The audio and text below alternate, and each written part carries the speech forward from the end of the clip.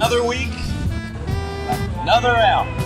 Welcome into the PHNX Sun Devils show, presented by Neutral. I'm Anthony Totri, this guy right here, Big Pokey, Shane Dieffenbach. Hello. It is time for another walk of shame because Arizona State fell flat, couldn't get it done in the final minute of the game in their loss to Deion, Coach Prime Sanders, and the Buffs, 27-24. Shane, I was hoping that we'd be able to get you on here for a celebratory post-game show. First one in a minute.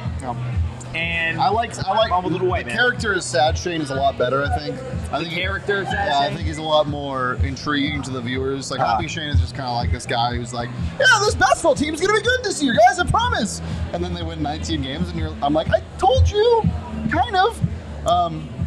This is a very ASU game. We're gonna get to all the numbers and stuff because like some of them are just insane.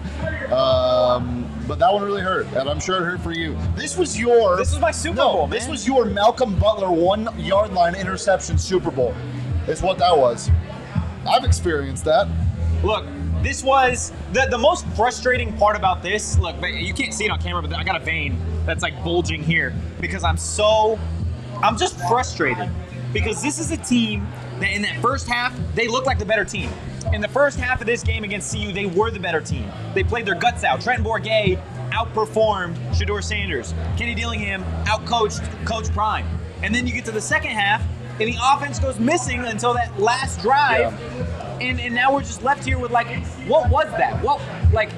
How did it get to that point? So we can take our moral victories, and I understand taking moral victories. I know, and I understand taking those. It's year one, like we're seeing improvement week after week. It hasn't translated, but the problem is there's a glaring issue. It's that for big periods of time in games, this team just is gone. They collapse. They are non-existent. For 95% of that fourth quarter, where was the offense? It was nowhere. They couldn't get anything going. And the entire third. The entire third quarter, ASU's offense didn't do a thing. 95% of the second half. Didn't do a single thing. Now that last drive was awesome. Trenton Bourguet 95 yards in 2 minutes and 30 seconds. Which is really awesome, I think, for Sun Devil fans to see because last week when you turn on the tape of Cal, right? The defense forces a stop on the 1 yard line, and they have the opportunity to go win the game 99 yards, and they're unable to do it. Now they do it, and you're like, okay, there's a real shot at overtime. And what was it? Was it literally the very first play of that drive? Shedeur Sanders heaves one. They get, what, a 45, 50-yard bomb? Yeah, road Torrance. I haven't seen the replay close enough. I don't know what happened on that, but he lost his guy. Completely lost his guy. I don't think it was blown coverage. I think he just got beat because he was a couple steps behind him. And that was the game. I mean, you can't let that happen. College kickers are college kickers. They'll sometimes miss it, but that one was true. He hit two back-to-back, and yeah, you can't make those mistakes. Like, this game deserved overtime, man. This game deserved overtime. It would have been so fun to see. It would have been so fun to see, and it should have got there. When's the last time a student section was packed for the late fourth quarter or overtime of an ASU football game? I can't remember, right? Will in chat, the unfortunate thing was CU played bad, but ASU played worse. ASU played worse specifically in the second half when it mattered, right? ASU was the better team in that first half, but when the second half came around, Shedeur Sanders and Coach Prime, they got it done. Props to them, right? I've talked my shit about CU for a while now. If you're a CU fan in the chat, give me your worst, man. I deserve it. Like, ASU simply couldn't get it done in the third and the fourth quarter outside of that single drive, and the defense played well. Like you said, we'll get to the numbers in a little bit, but at the end of the day, it shouldn't have come down to that. It shouldn't have come down to, a final minute drive by Shedeur Sanders to heave one impact play to really be the dagger. Like, it shouldn't have happened. right? Like, Can you tell me what their average rushing yards per attempt was in the second half? 0.6. Nothing was working. They didn't even average a yard? No, not even close. They had 11 rushing yards in the second half. 11. That's abysmal. That's absolutely abysmal, man. Look, the defense played so well, and then you look at that last drive, and it really puts a damper on everything. The team unable still to force turnovers, still only one forced turnover on the season. Like, that's got to change. I know week in and week out, Brian Ward and the defense are talking about, it's going to come. It's going to come. It's going to come. Okay, perfect. You're halfway through the season, you got one turnover. You're getting to the quarterback like crazy. They absolutely dominated the line of scrimmage tonight, in my personal opinion. But at the end of the day, if you can't give your offense, an offense that struggles in the second half, more opportunities, then you're going to continue to lose. It would be unfair if I didn't say the piece that I'm about to say, because I'm a firm believer in turnover luck. Like, it is just something that you kind of have to fall into. And yeah, you got to put yourself in situations too. And this is the first time that this defensive line looked dominant. And whether that be the defensive line, the scheme, the stunts, or just Colorado's lack of talent on the offensive line, it doesn't matter. They did get there, and they could not get one tonight. They couldn't get one. They haven't been able to do that the whole season. And I think it'll come, and I think the law of averages will help out, and they'll get a win somewhere down the road. I don't think this team is going to finish with one win for the rest of the year. It's tough, though, because we say that, and then you look at the remainder of their schedule, and there are some Goliaths in the Pac-12 that they have to face, man. Never mind. Washington State, Washington, like, you got Oregon still. Do they have Where's the winnable game outside of U of A? Where's the winnable game? There isn't one. They're not going to be favored in a single game the rest of the season. No, definitely not. They weren't favored in a single game this year, or they weren't favored in the game tonight, and the spread pushed. Colorado's 3-point favorites, so I mean, Colorado hit their win total tonight, 3.5 wins. It's crazy. It's crazy. Look, we'll see what Kenny says post game about Jalin, and see if we can get any of that in here. Let's talk about Scat real fast. Okay, let's talk about Scat. Quiz the King brings up, what did Scat do? I think Scat do be hurting a little bit. Scat was sick and banged up all week long. Yeah. His final line tonight was 13 carries for 49 yards and a touchdown. His longest run was 11 yards, and he averaged 3.8 yards a carry. Yeah. They just didn't run the ball a ton today. Bourguet had 9 rushing attempts. The game plan was just a little strange. I mean, we knew this was going to be a strange game from the week at practice. What you saw, like, we knew this was going to be a weird game. Scat and Jalin did not see the field in the first drive, and then Jalin saw 4 snaps, 5 maybe, the entire game. Like,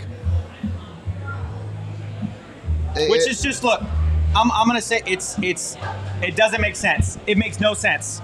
Okay, there is zero reason in my mind why Jalin Conyers shouldn't be on the field when it comes down to crunch time.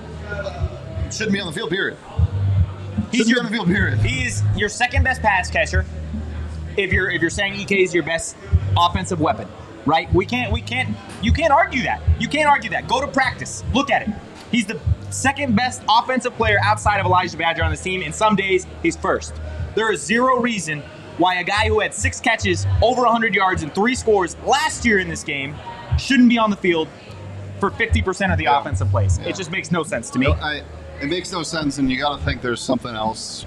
You got to think there's some reason, because do we not know ball? As Sean said, do we just not know football? Like, look, we know things, but some of it just doesn't make a whole lot of sense, man. Yeah. Some of it doesn't make a whole lot of sense from the conversations I've had, but we'll obviously see what Kenny says post-game, and we'll really go from there. But I do want to get to the numbers of tonight's game. Of course, the only one that matters, is CU. Came out on top. Score. 27-24 over ASU. Looking at the total yards, nearly 392 yards for the Sun Devils to CU's 295. Shedeur Sanders throwing for 239 through the air. Trenton Bourguet having himself a day, 330 yards. Both defenses really stepping up. ASU, 5-sack. ASU specifically in that first half, and then CU's defense really came alive in that second half. Time of possession, 34 minutes and change for the Sun Devils to 25-12 for CU. That's really been the story for them, as they hit on a lot of these big plays. But Shane, which number stands out the most to you? The time of possession. Yeah. I don't understand how this team didn't put up more points. Yeah, I mean, you look at the stats in the second half as well. Like, they outscored CU again, or outgamed CU again. Had the ball for more than CU did again, both halves. And they put up 7 points. And those 7 points came in the last 2 minutes of the game. The conversion opportunities and the capitalization just is not there for this team, whether that be an experience playing with each other, because obviously I know we're 6 games in now, and I know this team needs time to gel, but you got to just say at some point, when is it all going to work?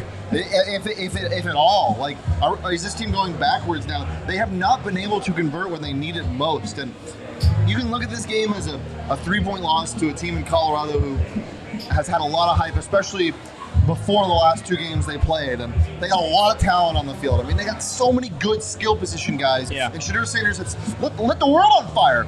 Yeah. The way he's played, and ASU stymied him tonight. He was getting beat up. He was getting beat up, and he wasn't even that much of a factor. No. Until he scored a rushing touchdown.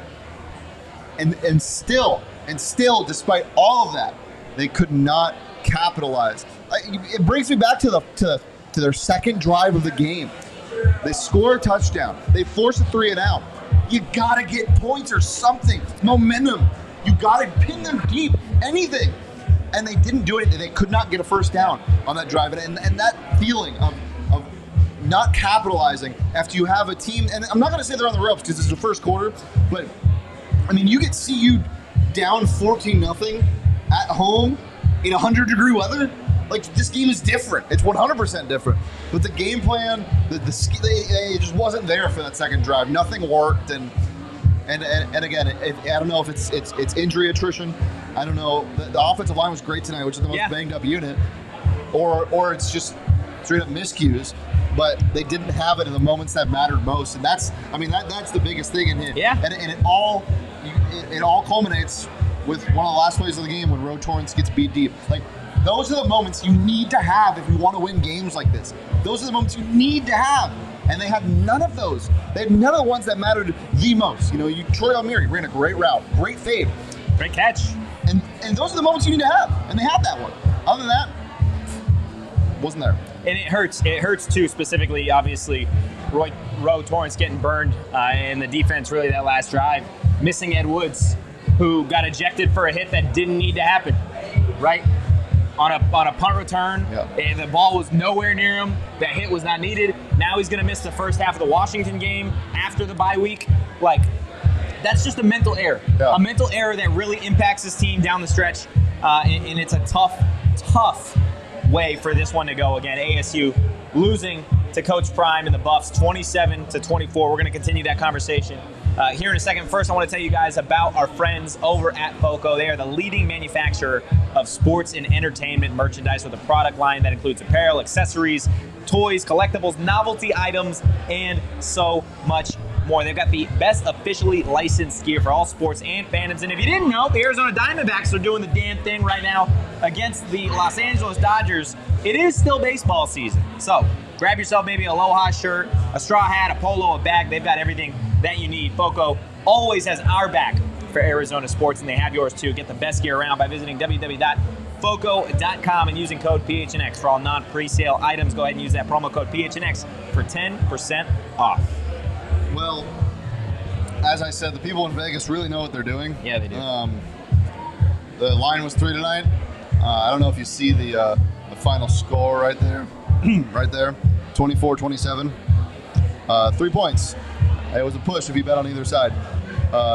And that was a line that closed over at BetMGM. And if you haven't signed up for BetMGM yet, download the BetMGM Sportsbook app on iOS or Android. Visit BetMGM.com and sign up with that code PHNX. Sign up and deposit at least $10 into your newly created account. Place a wager of at least $10 at standard odds price. And once you have placed that qualifying bet, you will receive $200 in bonus bets regardless of the outcome of your wager.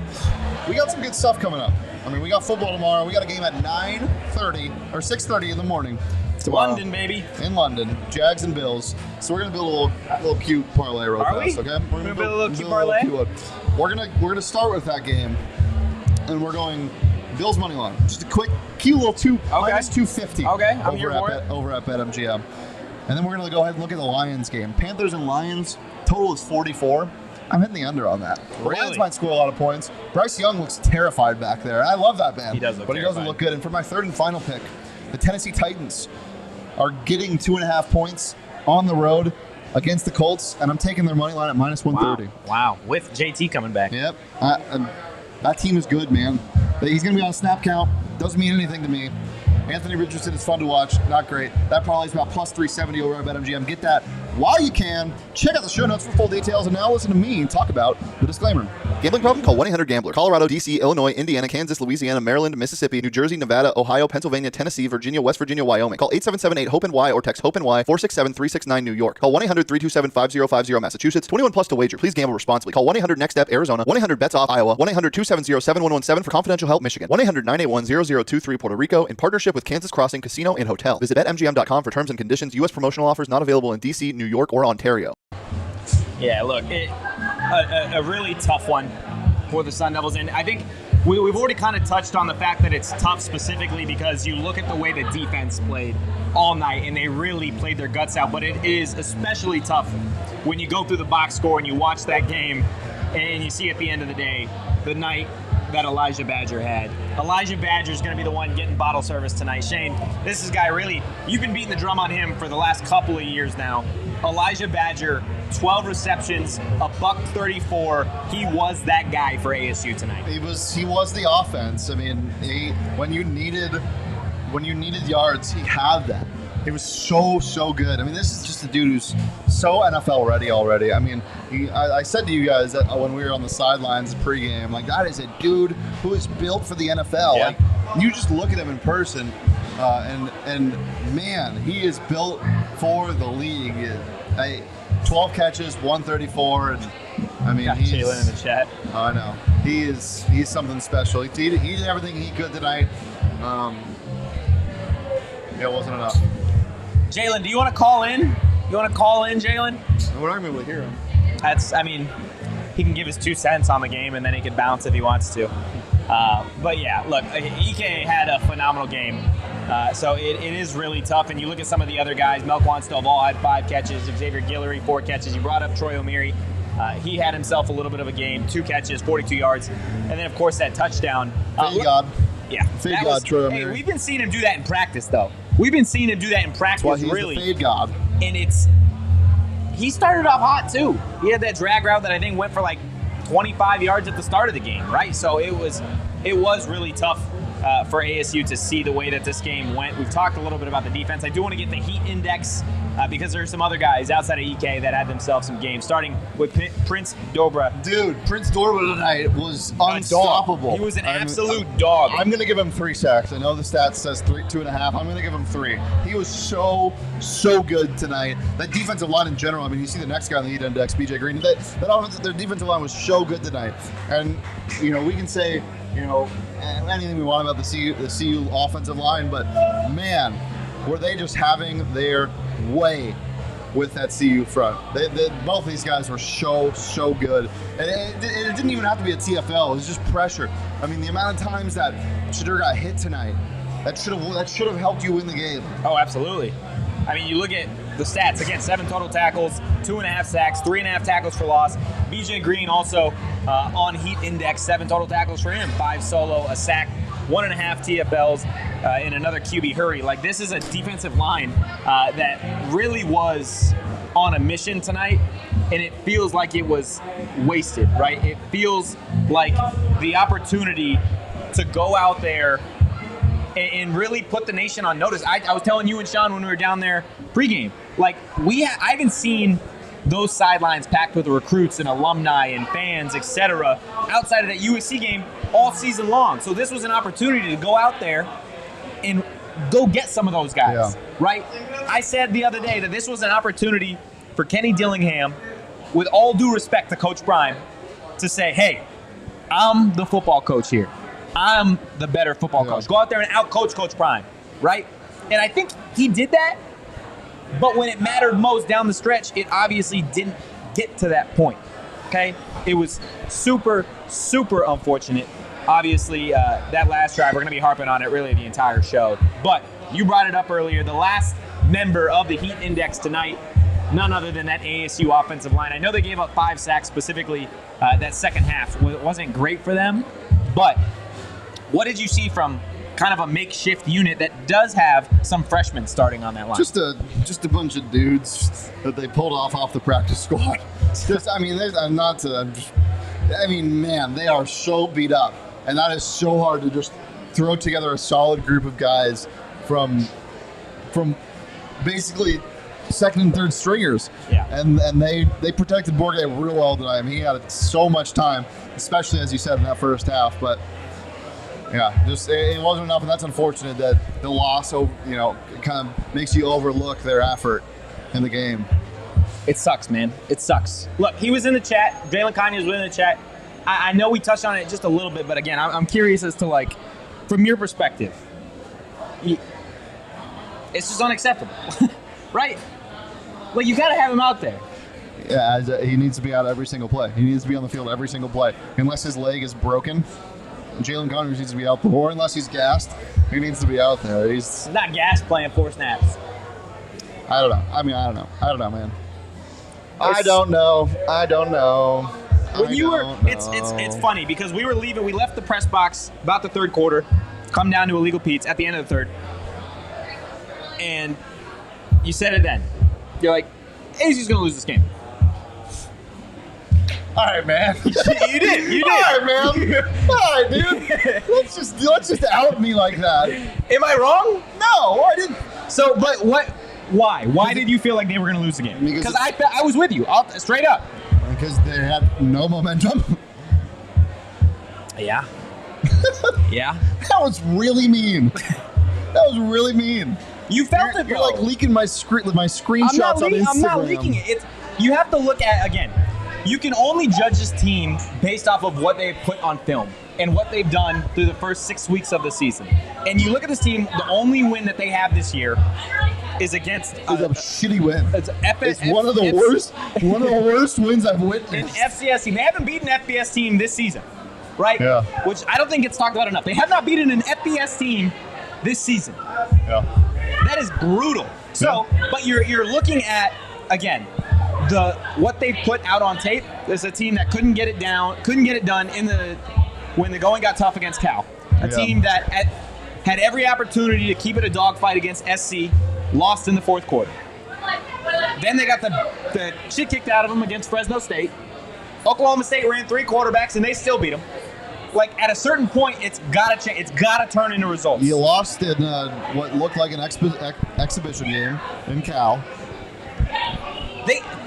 I wouldn't be mad if it didn't feel like they had a chance to win this one, right?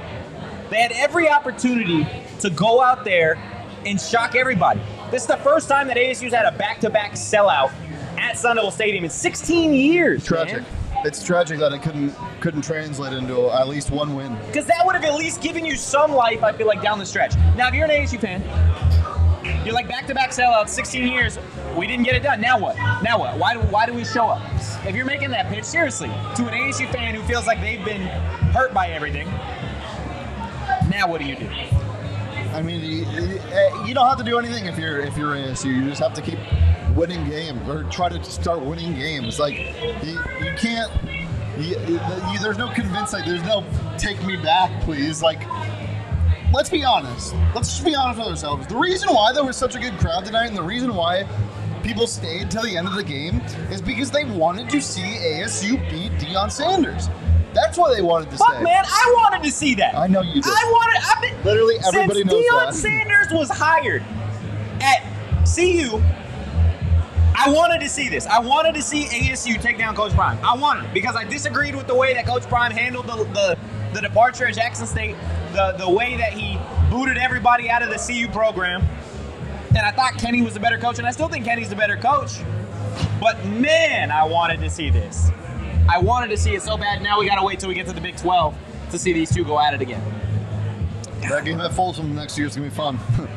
It's a damn shame. This game was so chippy, too.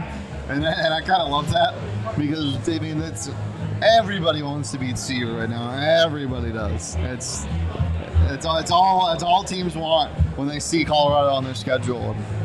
And I love the chippiness, but there were some... You got to put up or you got to shut up, man. Yeah. Look, we've talked obviously a lot about ASU, and rightfully so, about the way that went from them, but credit to Coach Prime for making the adjustments in that second half. Shedeur Sanders obviously leading that game-winning drive down the stretch.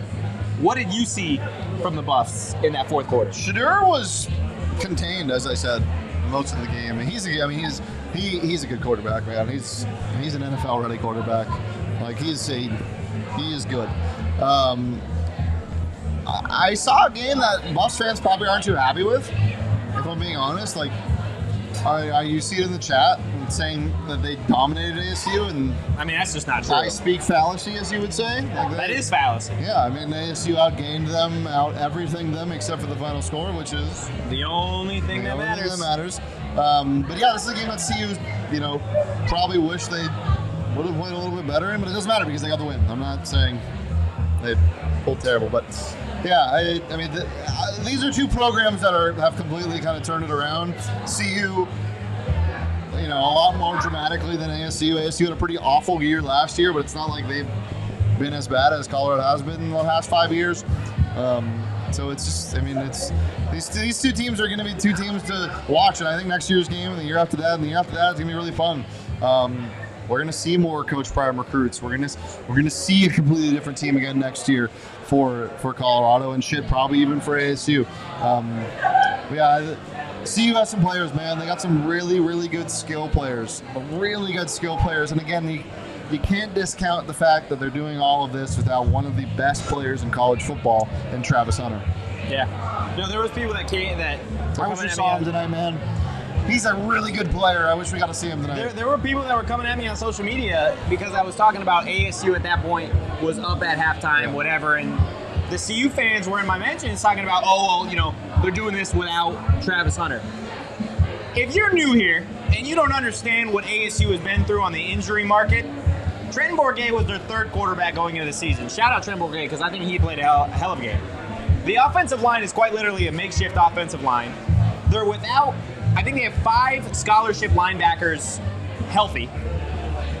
We don't know where Jalin Conyers was tonight. And then you look at... I knew where he was. I was watching him the whole time. And then in the secondary... Where Ricky Basky? Where's my best friend, Jalin? Where's my friend? Where's my best friend? There he is. Where's my best friend, Jalin? Yeah, where's my best friend, Jalin? Which hurts me because I was sitting right next to you the entire time. It's really tough, man. Look, again, credit to Shedeur. I talked the shit. CU, they pulled it off, man. In the last 16 minutes of the game, Shedeur was 7 of 10, 94 yards, a touchdown, and a $181 passer rating, 3 carries, 15 yards, and then that one TD drive. Can I also say how lame? I love this celebration. I think it's hilarious. Like, yeah, flex on them. Like, you're not a normal person. You're Shedeur Sanders. You're Deion Sanders' son. Flex on him. But don't be so corny that immediately when the final whistle blows, you go and get the 70K watch. Is that what he did? Yeah. The second the game ended, he was doing this and he had it on. He probably put it on before the game was over, if I'm being honest. Like, stop that. I mean, you can do that because you won, but stop it. Christopher in the chat, skill players being 0, it's the line. Neither school has them. Speed doesn't matter if you can't dominate the O and defensive lines 2-3 deep. Excited for November 18th. I mean, I disagree that skill positions don't matter because I think this game looks wildly different if Travis Hunter's out there for Colorado. And I think this game looks a little different if Jalin is actually playing the entire game. Like, I'll be frank. I think it looks wildly different, but I think the game is won and lost in the trenches. You know what I thought was players really do good make tonight? an impact. Say that one more time. You know what I thought was really good tonight? Who? As Jordan Clark would say, B Ward decord. B Ward I thought decord. Brian Ward really called a good game. I thought he called a really good game. There were some really fun pressures tonight, and I mean, obviously they got home a ton, but and credit to the players that were the ones getting home, but there was just a ton of like unique things that you don't see from ASU's defense usually. So I thought Brian Ward had a really good game. Yeah. Again, it's tough because the defense, in reality, has played pretty well all season long. They've been a middle of the pack to top tier defense in this conference. And it's got to be a little demoralizing if you're the defense And really, I'll say for the first time this season, it felt like the defense let them down in the last minute of the game. Even though they played, 59 minutes better? Like, it really is. It goes to show that you have to play every damn minute. You have to play every damn snap.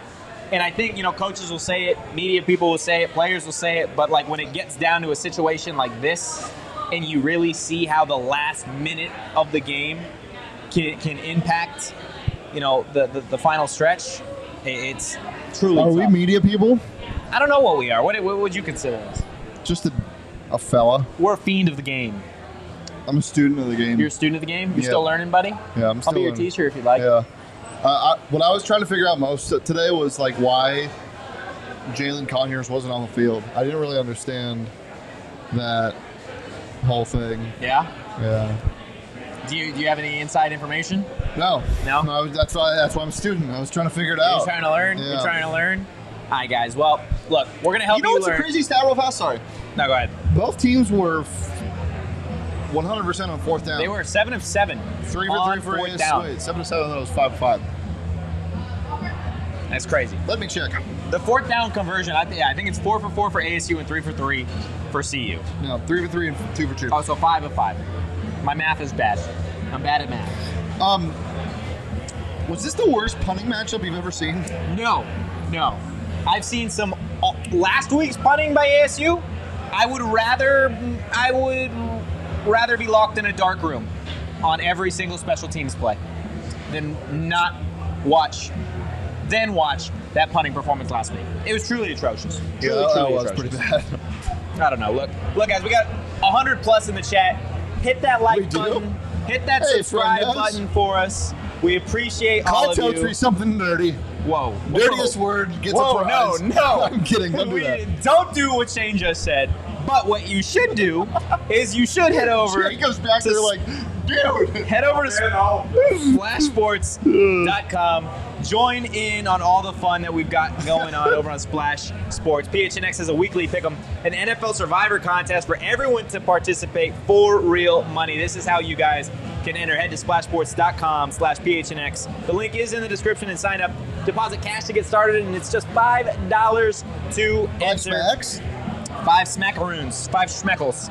PHNX Weekly NFL Pick'em Contest and PHNX Survivor Contest. Head over to splashsports.com/PHNX to join in. We'll have different contests coming out, so we are stoked to compete with and against all of you, especially all you CU fans in the chat. Sign up, because we're going to beat you. I promise I'll beat you at something.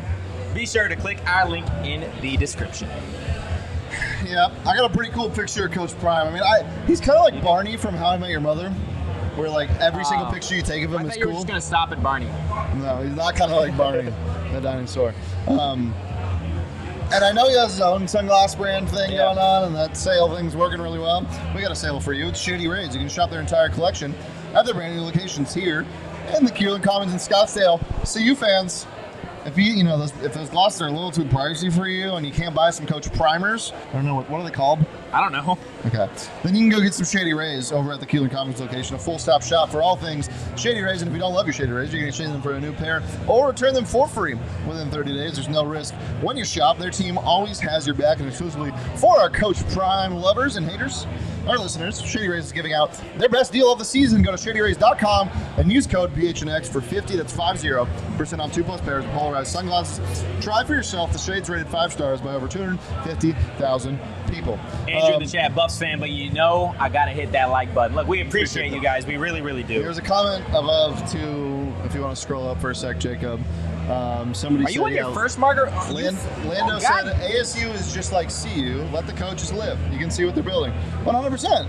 And I think one has been blessed with Louis bags and good vibes, and the other has been cursed with an injured O-line and a student section that leaves at halftime. But I think both teams are building something special, and I know we've seen it in practice and talked about it a ton. And I think this team's going to be really good, man. Just give it a couple years. Yeah. Shane, one of the beautiful parts of having you back on this show is we're going to do some of our old favorite segments. Well, but no, stop that. Yeah. Because you do the lyric of the game without me. You should. Well, We'll get to the lyric of the game. No, chat. You make sure this man does lyric of the game when I'm not here. You're forcing chat to make me do this? Yes. Okay, well, we're going to do aftertaste first. Okay. So, Shane. Well, you don't do this without me? No, we do this without you. Okay. What was forced in a very personal fashion into your pie hole? Nothing Like good. very aggressively. Nothing good. Nothing good. When you sand from a sandstorm. Oh, God. Yeah, when you're breathing it in. A lot? Are we talking like mouthful of sand? Yeah. Nothing good. I once went for a run. Oh, God. Story time. After the Canadian fires, Yeah. like last year, and I didn't know there were fires, and I woke up the next morning, I'm like, I have COVID. Well, my lungs were just burning because I was inhaling smoke. You know what this tastes like? This tastes like a shoe. This tastes like a shoe in my mouth. It's gross, it's dirty, it's Have you nasty, tasted a it's shoe? leather. Yeah. Have you not? You never tasted a shoe? You've done a shoey. Yeah, but I don't taste the shoe. No, this tastes like a full-on boot in my mouth. It's disgusting, it's gross, and at a certain point you're like, why is this boot in my mouth? You know? You've never wondered that? You've never had a boot in your mouth and been like, why the fuck is this here? No. Not a single time. No, because if a boot is in my mouth, I know damn well why it's in my mouth. I've never had one, but I cannot foresee a situation where there's a person's shoe in my mouth and I'm like, Could be you. I wonder why. How did this get here? How did this happen? How did this happen? Well, this is a conundrum. There's a shoe in my mouth. That's exactly what this one's like for me, man. What? Puzzling. Huh? No, it doesn't No. taste like a toe. It No. tastes like a shoe. No. It tastes gross and it tastes nasty and it's like, ugh. What is this hijinks? That's Somebody what it tastes spits like. in my mouth. That's Never. who splits in your mouth? Somebody, I said. Oh, somebody, not a specific person. No. No, we've talked a lot No. about feet on this show. No, in the last I 40 minutes. haven't. Stop saying we. Sorry, man. Let's go ahead and get to the lyric of the game, shoe boy. I hate you, and I hate being back, and I'm glad I'm flying out tomorrow. Oh, it's God. time for the lyric of the game. Tonight's lyric of the game comes from Drake's brand new album, For the Dogs. The song is Slime You Out, featuring SZA by Oh. Drake. And it goes, you got my mind in a terrible place. Not really because I'm like sad for this team, but I'm just like really confused. Yeah. So my mind's kind of like scatterbrain, Skattebo Scatterbrain. brain. I got Skattebo brain. I got Skattebo brain. Yeah. So Now, look, this is a tough situation because I think for ASU fans, they have at least I'm gonna speak on my perspective here. okay. I said last week, and ASU fans, let me know if you feel the same way, that like after the Cal loss, I wasn't gonna talk myself into picking this team to win anymore. And I didn't. On Friday we did our predictions, I didn't predict this team to win. But they played in a way that made me feel like they had a chance. You've given everybody hope. And that's what I hate, man.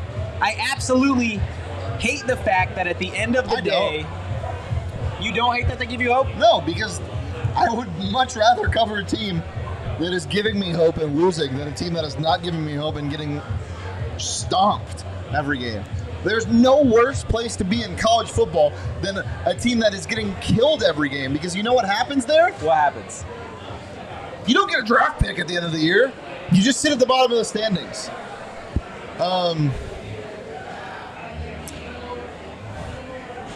We got something to talk about that's not very fun, kind of icky. There might be some problems in the... I don't want to say problems in the locker room. It seems that a player is upset. And it seems that our own Jalin Conyers is upset because he tweeted something. Yeah, Jalin tweeted a minute ago, I was ready, LOL. So he's confused, as we are, as to why he wasn't playing. I don't know, man. Like, I'm not in the locker room. I'm not the one there. He is. You can take what you want from that. I don't know. I don't know, dude. I'm with you. It's baffling, and I think for a lot of ASU fans, they feel the same. Because Jalin Conyers going into this season was a top tight end in the nation. He was a guy that was, figured to have a field day and eat almost every week in a Kenny Dillingham offense. And you get out there and he only plays a few snaps, and even in those snaps, I think he was targeted maybe one time. One time. And it felt like they were using him as a decoy. And he was in double coverage. It's and just, he still almost got he it. provides so much for this team that it is so, I don't know. It's, again. It's confusing. Look, I've heard things. We'll see where everything kind of goes after the bye week, because I think we're going to learn a lot. If Jalin doesn't see the field significantly against Washington, after the bye week, yeah. Then there's a significant issue. Yep. Then there's a significant issue that needs to be discussed and it needs to be talked about. If I hear anything, of course, it'll be on Twitter. But it is a mind-boggling situation, and you got to figure that at the end of the day, Jalin Conyers makes you a better player he makes you a better team than without him. I think Jalin Conyers, you add him to any roster in the nation, he makes that football team better. Gary in the chat, ASU is a really good QB. I don't know if he's being sarcastic, but Trenton Bourguet, I felt like we haven't talked a whole lot about him, but it felt like he had himself a good game. He missed a few throws, specifically I think in that early fourth quarter when ASU was driving before that field goal attempt. It looked like he missed, I don't know if it was X or Caleb Black, on what looked like it could have been a potential touchdown. How would you evaluate the way Trenton Bourguet played tonight? I thought he was good. I don't think he was great, but I thought he was good.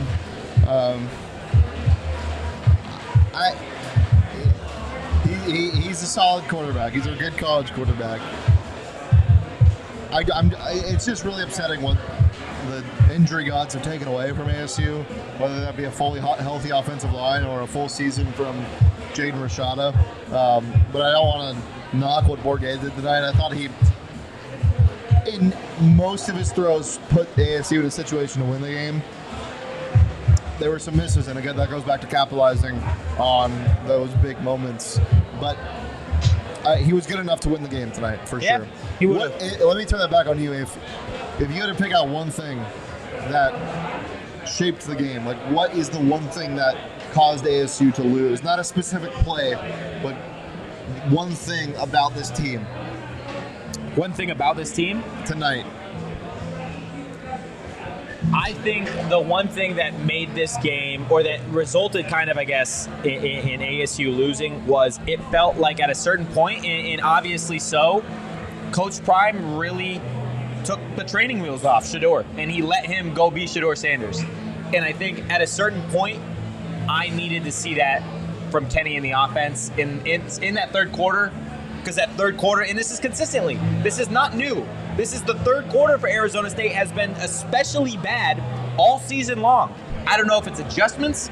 I don't know if it's coaching. I don't know if it's the players not being able to get up in the third quarter. I don't know what it is, but this team has been abysmal in the third quarter coming out of a break. Is Kenny really bad at halftime speeches? I don't know, man. But that's what did it for me, is obviously Deion is going to give his son every opportunity to go out there and win the game. And it just felt like, again, it kind of goes back to Jalin. Like, we know the relationship and the connection that Jalin and Trenton have. It feels like you throw those two out there. It feels like you throw those two out there in the third quarter, they're able to at least do something. I would love to hear what Trenton thought of tonight. I would love to hear his thoughts on the situation. Of Trenton? He's going to give you the quarterback answer. He's going to say that even though they ended up leading that drive, he's going to find a way to put it on himself. No, I want to hear what he thinks about Jalin. Oh, about Jalin? It would certainly be interesting. You know what would be worse than losing to Colorado? What? Losing to Colorado and then watching U of A beat USC. They're winning right now, They're aren't up they? 10-0 at the end of the first quarter. Caleb Williams is 1 for 6. 1 for 6? I might throw up. That's how.